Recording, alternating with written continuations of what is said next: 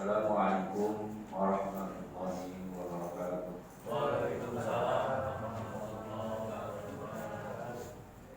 Alhamdulillahilladzi anzalal Qur'an hudan linnas wa bayyinatin minal huda wal furqan. Asyhadu an la ilaha illallah wahdahu la syarika lah wa asyhadu anna sayyidana Muhammadan abduhu wa rasuluh. Amma ba'd. Faqala Allah ta'ala fil Qur'anil Karim, a'udzu billahi minasy syaithanir rajim. Bismillahirrahmanirrahim. Ya ayyuhalladzina amanu qu anfusakum wa ahlikum nar. Faqala Rasulullah sallallahu alaihi wasallam, man salaka tariqan ilal ilmi salaqallahu bihi tariqan ilal jannah.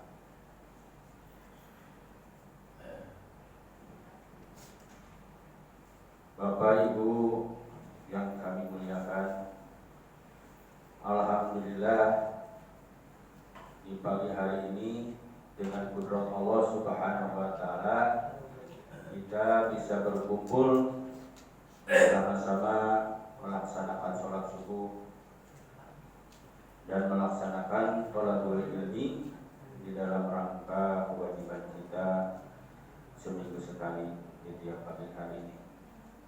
Yang mudah-mudahan Allah Subhanahu wa taala melimpahkan rahmat dan karunia-Nya. Puji serta syukur kita panjatkan kehadirat Allah Subhanahu wa taala. Salawat serta salam mari kita curahkan kepada kita Nabi besar Muhammad sallallahu alaihi wasallam. Bapak Ibu yang saya hormati, sebelum ke tema pengajian ini saya akan ngobrol dulu atau kalau istilah sudah mendongeng dulu, berangan dongeng dulu, kadang kecil ya. Jadi di zaman dahulu kala, zaman dulu ada suatu kerajaan yang rajanya adil dan bijaksana, menyikapi rakyatnya atau masyarakatnya, yaitu ada dua problem, ada dua kepercayaan. Yang biasa ada yang percaya kepada Allah dan ada yang tidak percaya. Namun dengan kebijakan itu, jadi raja itu mengambil sikap, memanggil para kancanya, adalah istilah kalau patihnya, patih dipanggil. Ini patih, tolong kumpulkan dari dua golongan tadi ke kerajaan supaya minta perwakilannya di antaranya ya 10 orang antara orang yang percaya dan orang yang tidak percaya terhadap Allah Subhanahu wa taala. Ya, keduanya dipanggil oleh sang patih, kumpul di depan kerajaan. Kata raja ini, patih udah kumpul, udah siap raja. Raja ke depan melihat rombongan itu udah ada dua-duanya. Mau apa sang raja dikumpulkan masyarakat ini? Ya, saya akan mencoba kedua ini, mau dites istilahnya dengan cara saya. Maka raja itu ngutus si patih itu ngambil karung goni. Kalau sekarang ya ada karung goni, dikasih karung satu persatu, ya istilahnya satu rombongan satu dikasih. Kata sang raja, ini karung ini harus diisi sepenuh-penuhnya. Sekarang juga berangkat dari kerajaan, keluar dari kerajaan, isi karung ini. Nah, yang kedua rombongan ini pada keluar dari kerajaan. Yang satu rombongan yaitu golongan orang yang beriman, dan satu golongan orang yang tidak beriman. Jadi keluar itu terus musyawarah. Yang beriman itu musyawarah di dalam rombongannya, isi apa ini? karung ini. Kata raja tadi, apa aja isinya terserah kalian, gitu kan? Terserah kalian isi aja. Yang penting ini penuh karung ini. Maka musyawarah dulu. Kata satu orang isi rumput aja lah, satu orang isi pasir aja. Tapi kebijakannya di dalam pimpinan musyawarah ini jangan. Jadi kita isi dengan manfaat buat kita barangkali. Ya kita rugi-ruginya kalau bermanfaat mah bisa dimakan dan apa isi buah-buahan aja. Ya sepakat yang seorang iman tadi diisi buah-buahan. Ya ada anggur, ada apel dan sebagainya. Terakhirnya buah durian Pak Haji. Buah durian dimasukkan.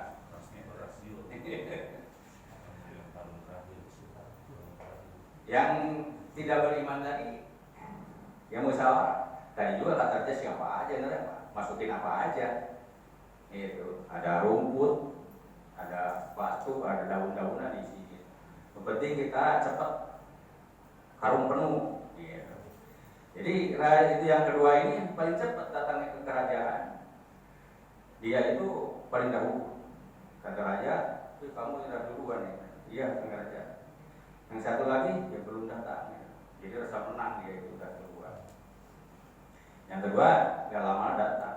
Ya syukurlah pada datang dua-duanya. Dipanggil lagi Patih sama sang raja. Ini kedua rombongan ini masukkan ke penjara, tapi harus pisah. Gitu. Masukkan ke penjara. Dua-duanya masukkan ke penjara. Jangan lama-lama, seminggu aja. Masuk seminggu. Tadi dalam kurungan itu, di dalam penjara itu tidak diberi makan dan tidak diberi minum. Bagaimana keadaan di dalam penjara? Gak makan, gak minum, gak dikasih sama sang raja, tidak boleh. Tapi yang tadi yang ke satu yang membawa buah tadi, gitu. Nah kita kan punya buah-buahan, bongkar aja kamu tadi, gitu. Daripada lapar, ya dibuka, dimakan itu buah. Ya, ada apel kan, ada anggur, ada itu buah-buahan yang lainnya dimakan. Ya alhamdulillah sampai seminggu nggak kelaparan ya, karena bawa buah. Yang kedua ya cuma bawa rumput dan daun-daunan sama pasir, ya nggak bisa makan. Bagaimana terjadinya? Ya kelaparan. Seminggu itu udah nggak bisa bangun karena tidak makan dan tidak minum. Coba pikirkan, itu adalah gambaran. Ya. Kita ini sebagai manusia di alam dunia liar ini, coba mau mengisi karung yang mana? Apa karung yang bawa buah atau yang bawa pasir yang bawa daun? Sedangkan kita itu akan jelas kata raja akan mati, ditahan dulu di dalam kuburan. Ya, apakah bawa apel atau bawa pasir tadi? Tergantung amal baik kita. Kalau kita punya amal baik, jelas akan selamat di dalam kubur. Ya karena di kubur akan ada siksa kubur. Coba pikirkan. Mumpung masih di dunia, bisa kita berpikir untuk tentang akhirat. Percaya gak percaya akan datang, akan merasakan kita meninggal. Jadi ya akan merasakan mautnya itu. Nah kalau kita masuk kubur, jelas kan kita juga sering nganterin kubur. Nah, itu perhatikan. Biarpun cerita dongeng, tapi mudah-mudahan ada manfaatnya ya. Ya teruskan ke ngaji ya. Jadi dalam mukadimah, ya ayyuhalladzina amanu qu anfusakum wa ahlikum nar. Jagalah keluarga kamu dan saudara-saudara kamu dari ancaman api neraka. Jelas Allah Subhanahu wa taala mewanti-wanti ke kita. Jangan sampai tersentuh api neraka. Neraka itu gak bakal kuat kita ini. Kalau masuk neraka, baru kesulut api rokok udah meleleh ya. Apalagi api neraka. Udah diwanti-wanti oleh Allah Subhanahu wa taala, jangan sampai masuk api neraka. Nah, kita di dalam keluarga tadi juga jagalah keluarga. Yang mungkin dalam keluarga itu ada bapak, ada ibu, ada anaknya. Cik coba, kita yang mengajarkan anaknya atau bapaknya? Ya, kewajiban itu jelas bapaknya. Mengharapkan bapaknya jelas kalau itu mengharapkan anak soleh. Yang soleh duluan siapa? Ya, jelas kan? Yang soleh dulu harus bapaknya. Bapaknya harus soleh dulu. Sebab bapaknya harus bisa mendidik anaknya dan ibunya atau istrinya. Gitu. Harus taat kepada Allah dan Rasulnya ini yang akan membawa ke arah jalan yang benar ini. Orang tuanya, anak bapaknya itu harus mengerti tentang agama supaya istrinya taat. Kalau misalnya istri tidak taat kepada suami kan dosa juga. Jadi harus taat kepada suami. Anaknya juga harus taat kepada orang tuanya dalam ke bapaknya. Maka bapaknya ini harus bisa membimbing istrinya berikut anaknya ke jalan yang lurus, ke jalan yang benar menuju arah keridhaan Allah Subhanahu wa taala. Jangan sampai tersentuh api neraka. Jelas pertamanya apa? Yang pertamanya kita sebagai orang tuanya harus ngerti tentang agama, harus belajar agama. Mana pokok-pokoknya agama yang harus kita pahami? Ada 3 hal. Ya, 3 hal yang harus kita pahami untuk menuju ridho Allah Subhanahu wa taala. Pertama, harus bisa baca Quran dan artinya dan diamalkan. Yang kedua, harus mengerti tentang hadis. Tuh, kewajiban kita sebagai orang tua tentang hadis. Sebab harus taat kepada Rasulnya itu harus tahu isi hadis ini. Yang ketiga, beribadah itu ada syarat-syarat rukunnya. Harus tahu ilmu fikih. Dia ada kitab Safinah tentang fikih. Ada istilah fikih Islam yang sudah diartikan. Itu harus punya itu. Masa motor punya, mobil punya. Ya. Kalau Quran kucel, hadis tidak punya, fikih enggak punya. Padahal yang akan meluruskan jalan menuju ridho Allah itu adalah Al-Quran, Al-Hadis, fikih. Itu harus punya kita. Ya, nggak kebeli, motor kebeli, kan gitu. Nggak mungkin nggak kebeli, tapi harus memaksakan kita beli, terus dibaca. Sedikitnya sekarang udah diartikan banyak. Kalau udah diartikan nggak tahu isi kandungannya itu hadis, fikih dan sebagainya. Untuk menyempurnakan ibadah kita, ya. Kita balik lagi kepada anak kita. Anak kita itu harus dijaga dari pergaulannya. Pergaulannya anak kita sekarang tahu. Banyak yang ditangkap-tangkapin karena orang tuanya cuek, acuh tentang anaknya. Malam-malam masih nongkrong, akhirnya ke bawah temannya narkoba. Dibawa sama polisi, tebus 50 juta, kan rugi kita sebagai orang tua. Rugi dunia, rugi akhirat. Maka anak ini ada nanti punya hartanya. Orang tua itu ada harta yang tidak manfaat dan anak juga tidak manfaat karena salah menggunakannya itu. Tidak walaupun saling orang tuanya gitu, tidak bisa menyelamatkan dirinya, berikut anaknya, berikut hartanya. Dawan Allah Subhanahu wa taala, yauma la yanfa'u malun wala banun illa man atallahi biqalbin salim. Tidak manfaat nanti di akhirat hartanya. Karena di dunia ini cuma dipakai poya-poya, cuma dipakai mewah-mewahan, tidak dipakai di jalan Allah Subhanahu wa taala. Jadi harta itu juga gunanya. Anaknya pun begitu. Kecuali di dunia asal sekolah bodo amat. Tidak diperhatikan pergaulannya, tidak diperhatikan bagaimana anak langkah-langkah anak-anak itu. Jadi harus diperhatikan. Maka sehingga kalau anak yang menjadi manfaat atau harta jadi manfaat, jadi tuduhkan di jalan Allah Subhanahu wa taala. Misalnya anak sekolah nih, PSD, perhatikan pulangnya kemana atau langsung ke rumah atau main dulu, nah, itu harus curiga kita itu sebagai orang tua, bimbing anak itu, kontrol anak itu. Kalau pulang ke rumah suruh sholat, mandi, sholat istirahat, sore-sore suruh ngaji. Ya, kalau di situ ada Ibu Juwaria pengen ngurus ngaji asar ya, biarpun rumahnya sempit, anak ngajinya 120 lebih ya. Bayarannya murah 25.000 per bulan, bayarnya ya 120 orang bayarnya 10 orang ya. Bu Juwaria kelabakan, bayar gurunya ada 7 orang terpaksa bayar, beli nanti jual dulu baju ini apa buat cewek itu juga apa namanya daster untuk nombok buat gurunya, kasihan Bu Juwaria ya. Nombok sudah.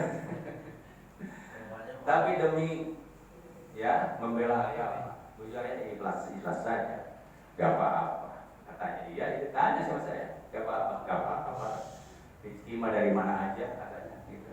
Memang alhamdulillah, biarpun nombok juga. Tapi demi anak-anak kita ya, supaya anak-anak kita tahu agama gitu. Namun kita sebagai orang tua harus istilahnya memperhatikan anak itu, sebab kewajiban untuk memperhatikan anak kita. Jadi bayarannya perhatikan, dulu tempat pengajiannya harus sebenarnya kan di dalam pengajian urusan agama, pendidikan agama asal sepele gitu ya. Sepele beda yang istilahnya pendidikan umum, ada sekolahnya. Ya di sini juga kan ada 3 tingkat segala macam. Kalau ngaji menempel di masjid ya, menempel di rumah sempit kan gitu. Jarang yang memikirkan itu. Nasib anak kita bagaimana tentang agamanya, ya, ya gitu-gitu aja, nempel-nempel aja gitu. Bayarannya juga asal-asal saja. Itulah kelemahan kita sebagai orang tua ya, untuk mendidik anak. Sebenarnya harus jangan sepele untuk agama, segala-galanya buat agama. Sebab agama mengatur dunia akhirat. Ya. Jadi tentang masalah pendidikan buat anak ini harus kita perhatikan, sebab akan merugikan kita sendiri, bahwa anak akan menjadi fitnah buat kita yang bisa menggeser kepada neraka. Itu masalah anak ya. Harta pun juga begitu, ada harta bagiannya itu harta ganjaran, ada juga harta siksaan. Biarpun banyak hartanya nggak dipakai di jalan Allah, bisa lah bakal jadi harta siksaan. Hadirin yang berbahagia yang dirahmati Allah Subhanahu wa taala. Kita beragama yang mengakui agama Islam bukan semata-mata ngaku saja, tapi kita itu harus memperhatikan janji kita. Asyhadu an la ilaha illallah wa asyhadu anna Muhammadan Rasulullah. Aku berjanji tiada Tuhan selain Allah. Aku berjanji bahwa Muhammad itu adalah utusan Allah. Wa atiullaha wa atiur rasul. Taat kepada Allah, taat kepada Rasulnya. Taat kepada Allah. Allah menurunkan untuk kita itu adalah Al-Quran. Bismillahirrahmanirrahim. Alladzi anzala al-Quran hudan linnas wa bayyinatin minal huda wal furqan. Tadi dijelaskan alladzi anzala al-Quran. Diturunkan Allah, menurunkan Al-Quran buat siapa? Bukan buat satu hewan, tapi buat manusia. Wa bayyinatin minal huda wal furqan, untuk menjelaskan, Al-Quran itu menjelaskan antara hak dan batil. Dan di sini ada 2 hal ini, antara hak dan batil. Kita sebagai manusia harus menyikapi tentang Al-Quran ini, benar-benar mengetahui mana yang hak adalah hak, itu adalah kebenaran, mana yang batil itu yang tidak boleh dilaksanakan. Nah, maka ada tingkatan sebagai umat yang beriman ini, termasuk golongan orang yang takwa, kan? Orang golongan orang yang takwa itu yang melaksanakan perintah Allah sesuai dengan aturan Quran. Gitu. Jadi yang dilarangnya tidak dilaksanakan, maka punya gelar sebagai orang yang bertakwa. Ya tidak begitu saja kita melaksanakan Quran, mungkin kita itu tahu dulu isinya kandungan Al-Quran itu, maka harus digali isi kandungan Al-Quran itu agar supaya kita tahu mana hak, mana batil, gitu ya. Jadi jangan dianggap sepele Al-Quran. Contoh misalnya sekarang nih, kalau udah meninggal butuh dukungan Al-Qurannya, coba ngaji enggak, baca Quran kagak, udah meninggal seminggu dibacain Quran, diborong 1,5 juta seminggu, gitu. Nyambung enggak? Lagi hidupnya juga enggak senang baca Quran, ya. Lagu mati pengen dibacain Quran, seminggu diborong gitu.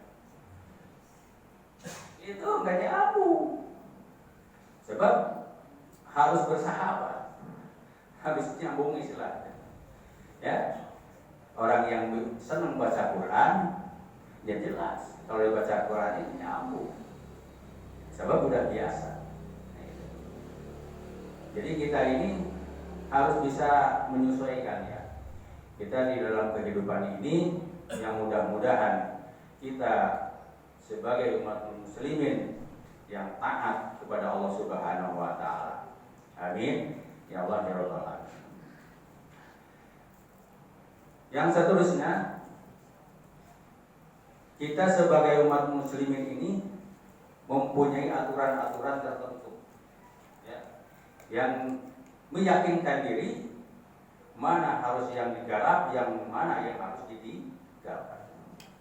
Dawuhan Allah Subhanahu wa taala, ya ayyuhalladzina amanu udkhulu fi silmi kafah wa la tattabi'u khutuwatis syaitan. Ya ayyuhalladzina amanu, diseru lagi oleh Allah Subhanahu wa taala, hei orang-orang yang beriman. Di Quran banyak menyerukan hei orang-orang yang beriman, saking sayangnya Allah Subhanahu wa taala kepada orang yang beriman. Sampai kalau nggak salah 88 kali ya nyeru umat Islam yang beriman di Al-Qur'an. Ya. Udkhulu, masuk, bisilmi, ada kalimat fi, masuk di dalam Islam. Kafatan yang keseluruhan. Ya. Jadi jangan sepotong-sepotong, harus masuk Islam deh. Masuk Islam itu kita ini harus diatur dengan aturan-aturan Islam atau hukum-hukum Islam. Misalnya, contoh, tadi udah berjanji bersahadat, nekat yang di dalam hati, ya, kita tidak akan melaksanakan dosa besar, misalnya zina, ya, bunuh orang, dolimu orang, misalnya syirik dan seterusnya. Itu harus ditekadkan diri kita itu. Kalau menjadi Islam yang kafah, kita ini tidak akan melaksanakan hal-hal seperti itu. Jadi melaksanakan hal-hal yang baik-baik saja yang diperintah oleh Allah Subhanahu wa taala kita laksanakan. Itu adalah Islam kafah, ya. Ingat ya, Islam kafah. Tidak akan melaksanakan hal-hal yang dilarang oleh Allah Subhanahu wa taala, apalagi bunuh orang, apalagi musyrik, apalagi zina, ya, harus jaga. Aturan-aturan yang ke bawah-bawahnya, misalnya kaum ibu-ibu pakai jilbab, itu harus nutupin aurat, itu harus jaga. Sebab nanti juga akan perhitungan kalau tidak dilaksanakan. Itulah Islam kafah. Taat kepada aturan-aturan Islam, maka itulah berarti kafah. Yang seterusnya ayat wala tatabi'u khutuwatis syaitan. Nah, itu yang mencelakakan itu. Jadi kita itu jangan turut ke ajakan-ajakan setan.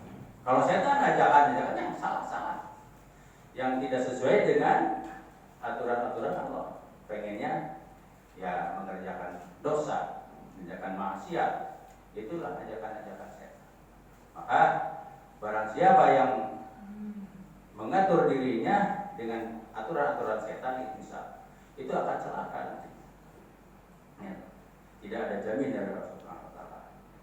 Sebab manusia dilahirkan ke dunia ini harus beribadah kepada Allah Subhanahu wa taala sesuai dengan aturan-aturan Allah. Dawuh Allah Subhanahu wa taala, "Wa ma umiru illa liya'budullaha mukhlishina lahu." Kami tidak memerintahkan kecuali beribadah kepada Allah Subhanahu wa taala dengan ikhlas, mukhlishina lahu din, dan melaksanakan aturan-aturan agama yang dijalankan oleh kita. Ya, di situ ibadah itu ada kata ikhlas. Ya. Untuk menyempurnakan ibadah itu harus ada ikhlas. Nah, ibadah di sini ada 3 hal yang harus kita kuasai. Yang pertama, kita punya amal. Ya.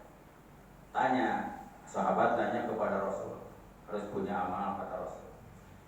Cukup Rasul punya amal? Tidak cukup punya amal saja. Harus punya apa? Harus punya ilmu. Oh, harus punya ilmu. Cukup punya ilmu saja Rasul, punya amal, punya ilmu tidak cukup, kata Rasul. Harus punya apa lagi? Punya ikhlas. Nah, itu baru cukup. Jadi afdol di dalam ibadah itu punya amal, punya ilmunya di dalam untuk melaksanakan amal ibadah tadi, dan ikhlas di dalam melaksanakannya. Itu sempurna. Nah, maka kita ini diadakan pengajian dan dialog itu untuk istilah menyempurnakan ilmu kita supaya kita di dalam melaksanakan ibadah itu sempurna. Tadi disinggung sama saya di awal, yaitu tentang hadis Nabi. Ya, man salaka thariqan ilal ilmi salakallahu bihi ilal jannah. Thariqan ilal jannah. Barang siapa yang berjalan menuju thalabul ilmi, mencari ilmu, salakallahu bihi, maka Allah akan menggiring ke jalan surganya Allah. Tuh, itu baru mau mencari ilmu, Allah telah menggiring kita atau merumuskan kita ke jalan Allah. Saking perlu-perlunya ilmu itu. Maka jangan segan-segan, jangan malu-malu bertanya kepada guru kita. Ada di sini guru, misalnya ada kekurangan ini, ada kekurangan ini, sama semua juga, tidak sempurna. Saya juga tahu ini, mungkin ini tidak tahu, saling mengisi lah. Mumpung kita masih di alam dunia, masih kita diberikan panjang umur, kita ini ilmu itu tadi juga akan mengirimkan kita ke surga Allah Subhanahu wa taala dengan ilmu tadi. Itu baru mencari ilmu, baru mau mencari ilmu, dikirim ke Allah Subhanahu wa taala ke jalan surganya Allah Subhanahu wa taala. Itu saking pentingnya ilmu. Makanya kita ini jangan larut di dalam kebodohan, tenang-tenang saja. Yang tenang-tenang saja ya tadi sudah digambarkan, sembrono, ya, kekarung juga rumput-rumput, akhirnya kelaparan. Sayang nanti lapar di kuburan, ya, kita mendapat siksa dan sebagainya.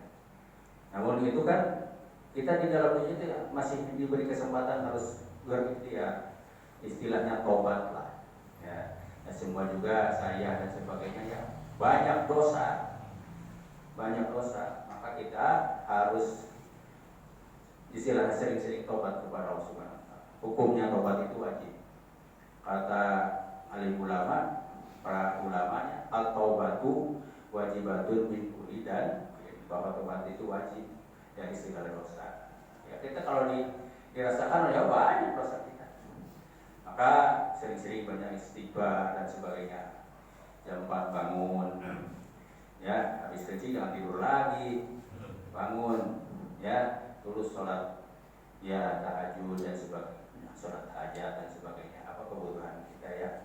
Itu belajar. Kalau udah aki-aki begini mah harus yang untuk sedikit lagi, ya, sedikit lagi, udah menunggu tuh penjara, ya, udah menunggu penjara.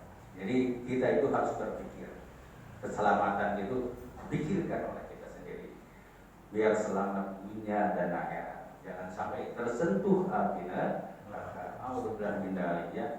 Mungkin saya ini cuma bisa ala kadarnya segini, maklum nggak biasa ya, bukan ahlinya. Itu kan kata guru aja harus katanya, ya, tapi semampuan ya. Mungkin bahasa atau istilah bacaannya kurang dan sebagainya. Mohon maaf yang sebesar-besarnya. Bila mana kesalahan dan kekurangan itu kebodohan saya. Wabillahi taufiq wal hidayah. Assalamualaikum warahmatullahi wabarakatuh.